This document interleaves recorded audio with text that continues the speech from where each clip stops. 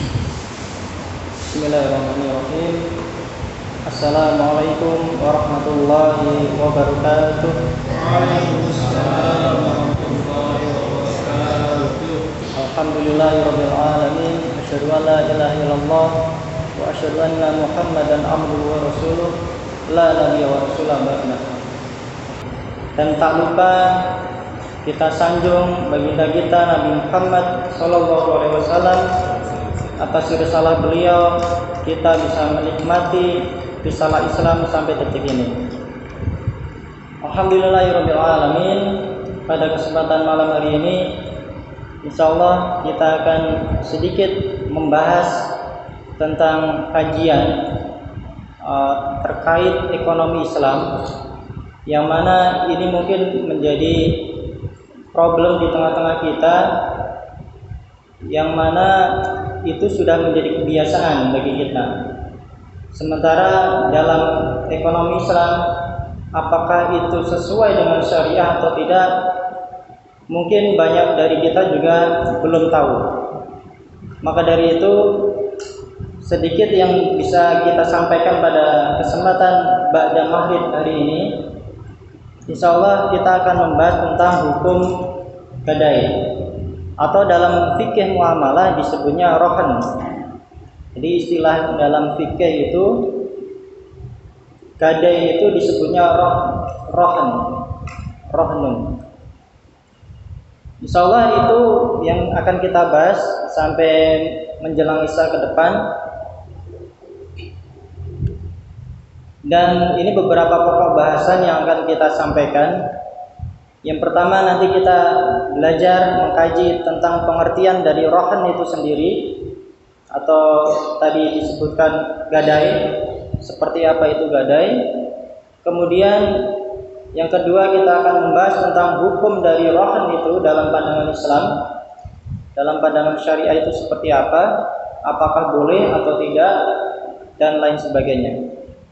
Kemudian yang ketiga, kita akan membahas rukun dan syarat dari rohan atau gadai tadi. Rukunnya apa dan syaratnya apa. Yang terakhir, kita akan membahas tentang pemanfaatan marhun atau barang gadai itu. Jadi ada kalanya barang gadai itu dimanfaatkan oleh si penerima gadai. Nah, kira-kira boleh atau tidak dimanfaatkan oleh penerima gadai tadi. Kurang lebih itu yang akan kita bahas. Pengertian dari rohan, kita bermula dari pengertian dulu. Menurut bahasa Arab, rohan atau ar-rohnu, itu ya, rohan itu atau gadai tadi, filughah dalam menurut bahasa Arab, tubut wad dawam. Jadi artinya apa? Rohan atau gadai itu menurut bahasa Arab, ini jadi pengertian bahasanya, itu tetap atau langgeng menyebutnya. Rohan itu tetap atau langgeng. Jadi bukan gadai ya. Secara bahasa itu bukan langsung kita sebut rohan itu langsung gadai gitu. Bukan. Tapi menurut bahasa Arab, tubut tetap atau dawam atau langgeng. Itu pengertian menurut bahasa Arabnya. Gitu ya. Kemudian secara syariah seperti apa pengertiannya? Ya. Menurut syariah, pengertian dari rohan tadi disebutkan adalah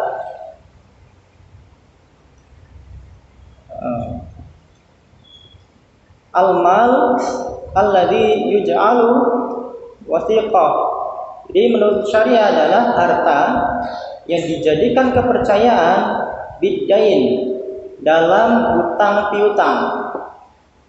Jadi kalau kita berhutang itu ada harta yang nanti dijaminkan atau menjadi kepercayaan kepada si pemberi hutang tadi. Maka ini disebutnya rohan atau rohnun.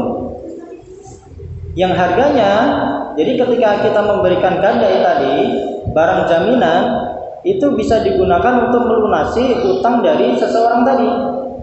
Nah, jadi misalkan sudah berutang lama, bertahun-tahun, gitu ya, misalkan tidak bisa melunasi, maka barang jaminan tadi bisa dipakai atau dijual, kemudian hasil dari jualan itu kemudian dipakai untuk membayar hutang. Jadi seperti itu. Jadi menurut hukum syariah, rohan itu adalah harta yang dijadikan kepercayaan atau jaminan dalam masalah hutang piutang. Jadi seperti itu. Ini dalam sebuah kitab Asy-Syafi'iyah Al-Islamiyah.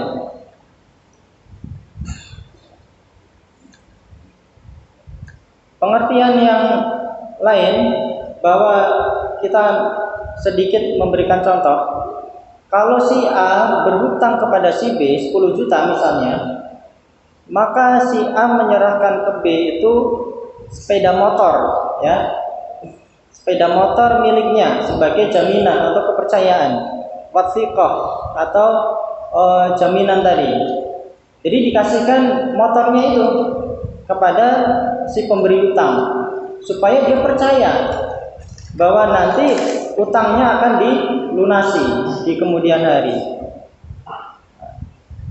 Artinya jika si A tidak mampu melunasi hutang tersebut, ya, misalkan tadi sudah bertahun-tahun tidak bisa melunasi, maka si B yang menerima hutang itu boleh menjual sepeda motor yang tadi dijaminkan. Boleh menjual sepeda motornya kemudian dipakai untuk membayar hutang yang 10 juta tadi. Jadi mekanismenya dalam prinsip rohan itu seperti itu. Nah, kira-kira yang semacam ini boleh atau tidak, kan gitu. Pandangan syariah itu boleh atau tidak. Maka hukum rohan atau gade secara prinsip muamalah hukumnya jais atau boleh, ya, hukumnya boleh. Jadi di sini tidak ada perbedaan pendapat di kalangan ulama. Nah, dalam Al-Baqarah ayat 283, wa in kuntum ala safarin walam tajidu, jadi jika kamu dalam perjalanan dan bermuamalah tidak secara tunai, gitu ya. Jika kamu dalam perjalanan, misalkan bermuamalah secara tidak tunai, gitu ya. Kemudian kamu itu tidak memperoleh penulis, jadi tidak memperoleh penulis atau notaris, gitu ya. Tidak ada pihak lain yang bisa memberikan persaksian. Katiban tadi tidak ada penulis. Farihanun, jadi maka hendaknya ada barang tanggungan maqbudah yang dipegang oleh yang berpiutang. Jadi ketika kita bermuamalah tidak secara tunai, misalkan hutang piutang tadi, atau kalau dalam ayat ini disebutkan dalam perjalanan. Di perjalanan misalkan musafir tidak punya apa-apa, gitu ya, tapi dia butuh sesuatu, maka dia bisa memberikan jaminan apa yang dia punya. Misalkan ketika perjalanan, gitu ya, musafir kemana, dia cuma bawa HP saja yang di tangan dia, maka ketika dia butuh sesuatu, butuh uang untuk kembali pulang misalkan, HP itu bisa dijaminkan dulu kepada orang yang mau memberikan utangan. Jadi seperti itu. Namun ketika sudah memberikan jaminan ini, misalkan tadi berupa HP, maka si berhutang ini dia otomatis punya hutang, yang mana dia punya kewajiban untuk membayar hutang, kan gitu. Tapi juga ketika si pemberi hutang ini menerima HP tadi, tidak lantas HP tadi menjadi milik si dia, gitu. Jadi karena ini hanya sebatas jaminan, jadi tidak boleh dianggap ini barang milik dia. Jadi seperti itu. Jadi secara prinsip hukum rohan atau gadai itu boleh, ya. Namun kita juga harus paham rukun-rukunnya. Yang pertama ada rohin atau tadi pemberi gadai dan murtahin penerima gadai. Pemberi dan penerima. Jadi harus ada ini. Harus ada pemberi, ada penerimanya gitu. Syaratnya mempunyai ahli atas tasarruf. Artinya dia sudah dibebani hukum. Jadi tidak boleh anak-anak gitu ya mau menggadaikan HP ke pegadaian misalnya tiba-tiba. Tidak boleh itu. Karena dia tidak punya alasan untuk dibebani hukum. Dia masih kecil gitu. Jadi belum ada beban hukum pada dirinya gitu. Atau orang gila gitu ya. Orang gila di tengah jalan dia bawa HP gitu ya. HP-nya canggih gitu ya. Tiba-tiba ke toko, nah, mau menggadaikan HP-nya gitu. Nah, ini tidak boleh karena dia orang gila, tidak dibebani hukum syariat di situ. Jadi ada pemberi gadai dan juga penerima gadai. Ini penting. Jadi jangan hanya pemberi gadai tapi penerimanya tidak ada gitu ya. Ya, atau sebaliknya. Yang kedua, harus ada marhun atau rohan tadi. Harus ada barang gadainya. Karena ini mau menggadai tapi barangnya tidak ada. Tidak bisa gitu. Jadi harus ada barang gadainya. Syaratnya barang yang sah dijual belikan. Kira-kira kalau saya punya SK gitu ya, surat keputusan jabatan gitu ya, kira-kira bisa digadai atau tidak? Dan pertanyaannya juga ketika digadai bisa dijual belikan enggak itu surat itu SK itu? Karena ini banyak di tengah-tengah masyarakat itu mungkin pegawai-pegawai ya atau pejabat-pejabat yang dia mau menggadaikan sesuatu, ternyata yang dibawa apa? SK-nya, SK dia. Jadi SK dia digadaikan kemudian dia pinjam uang. Nah, kira-kira mau enggak? Nah, jadi kita dikasih SK saja.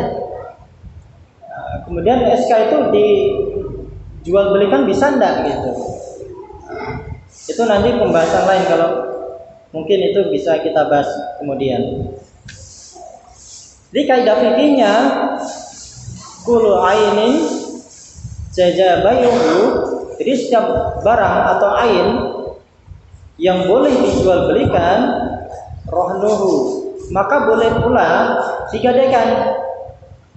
Barang apapun yang boleh dijual belikan, maka boleh pula digadaikan. Berarti syaratnya barang itu halal. Intinya itu, barangnya halal, boleh dijual belikan. Tapi kalau tidak boleh dijual belikan, maka haram pula atau tidak boleh digadaikan. Contohnya misalkan kita punya contohnya ini khamr atau minuman keras lah gitu, segudang gitu ya, banyak gitu. Karena tidak kejual misalkan. Ini bandar minuman keras misalkan. Dia punya stok khamr atau minuman keras segudang. Karena tidak laku gitu. Kemudian dia pengen bayar sesuatu gitu misalkan. Akhirnya dia ke pegadaian mau menggadaikan ini gitu ya. Atau ke seseorang lah, orang kaya misalkan. Minta utangan tapi gadainya dengan barang tadi, khamr tadi atau minuman keras tadi. Maka dalam prinsip syariah itu dihukumi jelas tidak boleh. Karena apa? Barang yang digadaikan adalah barang yang haram. Itu ya, statusnya sudah haram duluan. Maka dimanfaatkan ya tetap haram. Jadi double haram gitu ya. Kalau haramnya khamr itu 100%, kalau ini berarti 200% dua kalinya gitu ya. Nah, jadi seperti itu. Jadi kaidahnya begitu. Ini rukun yang kedua. Kemudian rukun yang ketiga ada marhun bihi, sesuatu yang dijamin oleh barang gadai. Sesuatu yang dijamin itu apa? Ya tadi hutang atau dain. Hutang. Tapi hutang ini ketentuannya bisa jadi dua. Yang pertama, dia hutang karena jual beli. Misalkan kita beli mobil, mobilnya ini ternyata kurang, kita bayar kurang. Yang harusnya 100 juta kita cuma bisa bayar 70 juta. Jadi kurang 30 juta. Nah, mungkin dia memberikan gadai motor misalkan. Itu bisa. Atau utangnya yang kedua, utangnya karena utang uang. Tadi utang uang 10 juta, kemudian dia menggadaikan perhiasan atau motor atau yang senilai dengan itu. Jadi semacam itu. Maka rukun yang ketiga ada marhun bihi, sesuatu yang dijamin. Jadi yang dijaminnya apa gitu ya? Syarat hutang itu sudah menjadi kewajiban rohin atau pemberi gadai, yakni sudah terwujud sebab hutangnya. Jadi sudah benar-benar nyata bahwa si rohin, si yang mau menggadai itu sudah memang benar-benar berhutang gitu, bukan ngaku-ngaku punya utang gitu, tidak bisa. Jadi dia benar-benar berhutang gitu kepada si pemberi gadai tadi. Ya, misalkan tadi jual beli secara hutang tadi 70 juta kurang 30 juta. Yang kedua, syaratnya hutang memungkinkan untuk dilunasi. Nah, ini penting juga. Jadi kalau bisa antara barang gadai dengan yang utang itu nilainya lebih besar daripada hutangnya.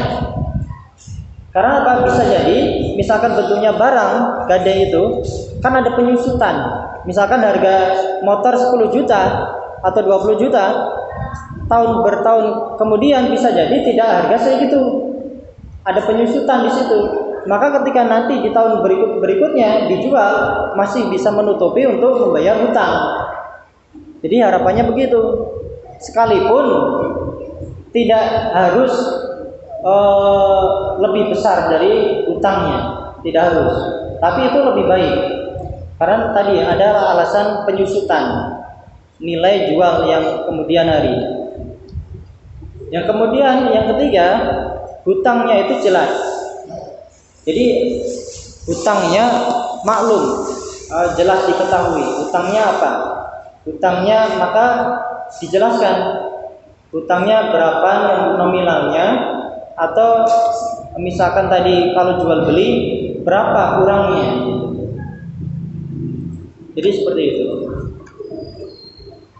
Kemudian rukun yang keempat ada siwat atau icap dan qabul.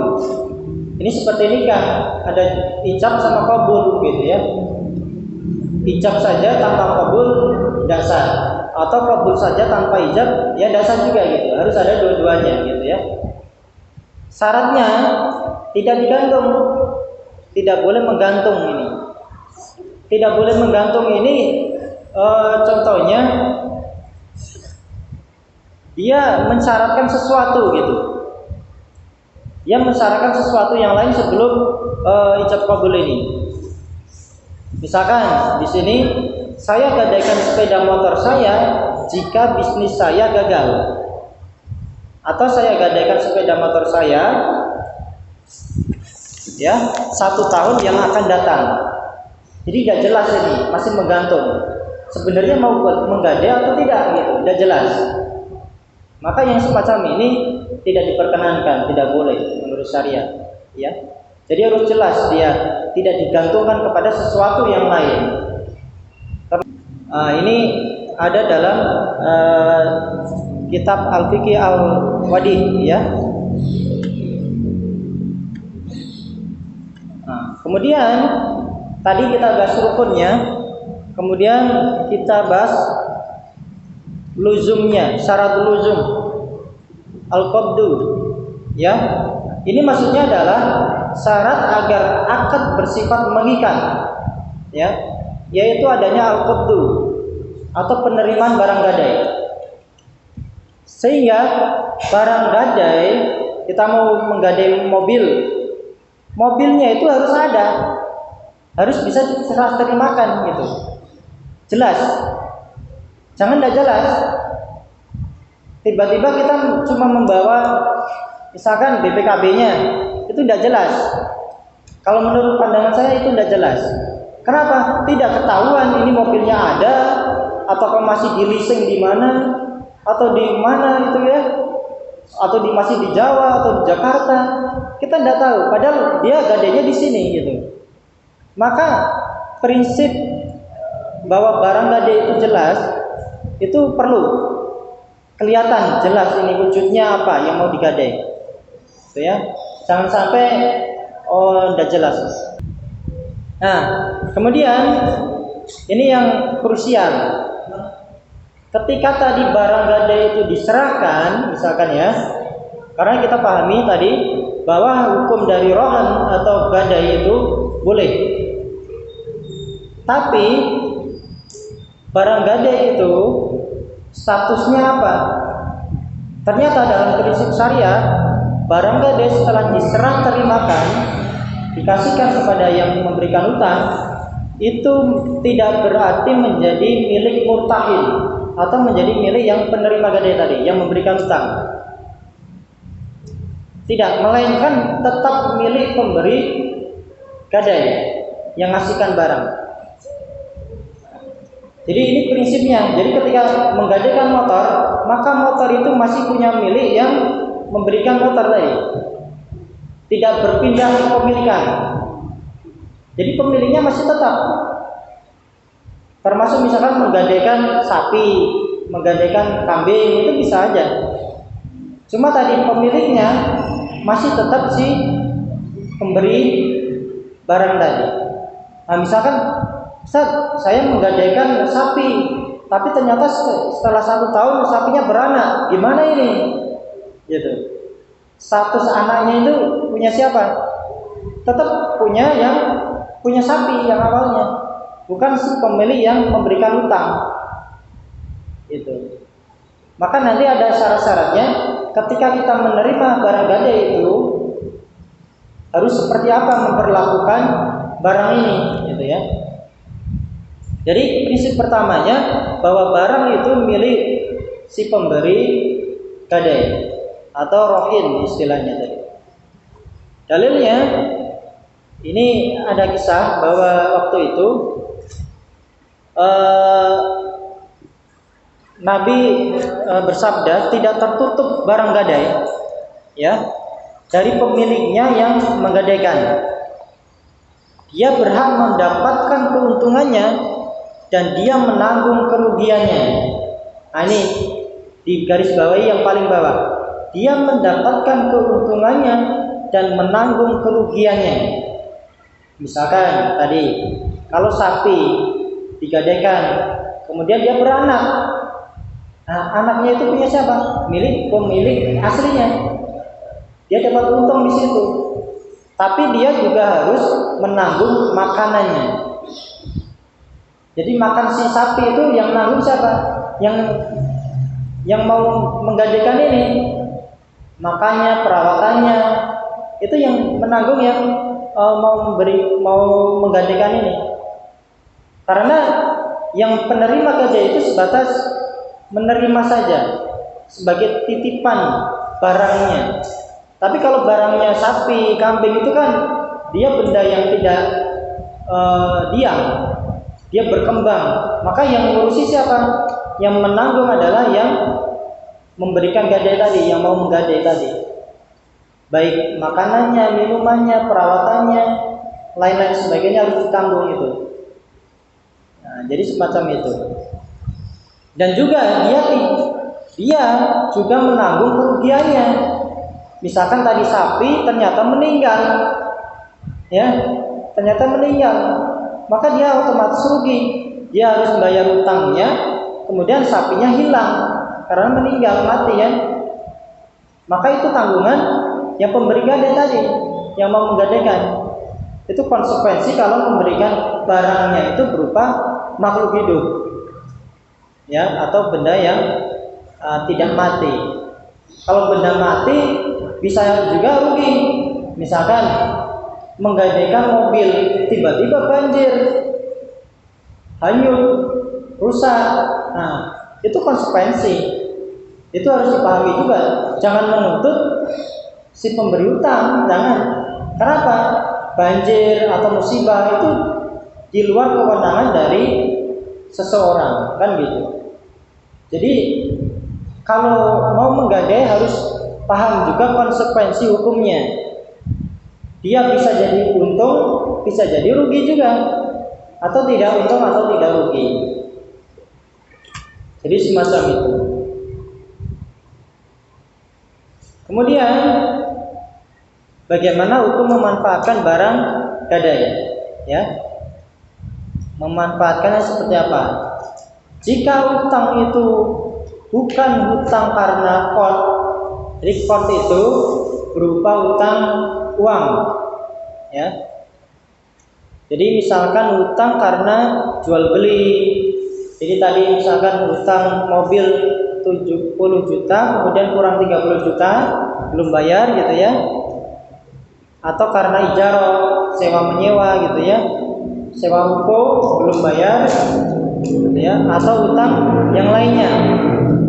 Maka boleh si murtahin, penerima gadai tadi, memanfaatkan barang yang digadaikan, tapi dengan seizin rohin, dengan seizin yang punya barang.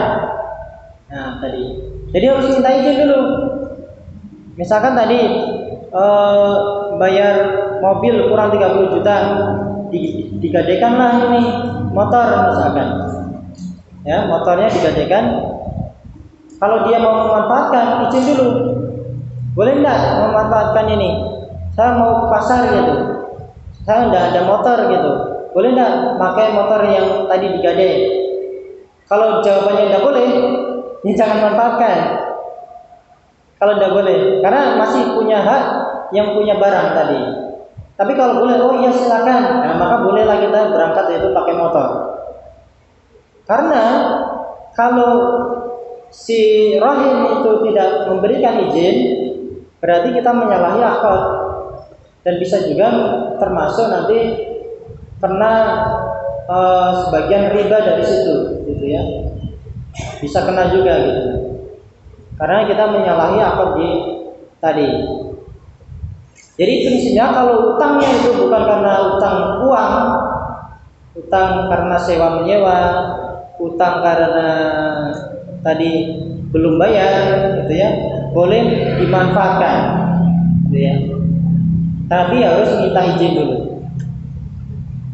Yang kedua, jika hutang itu karena qard, hutang karena hutang piutang uang.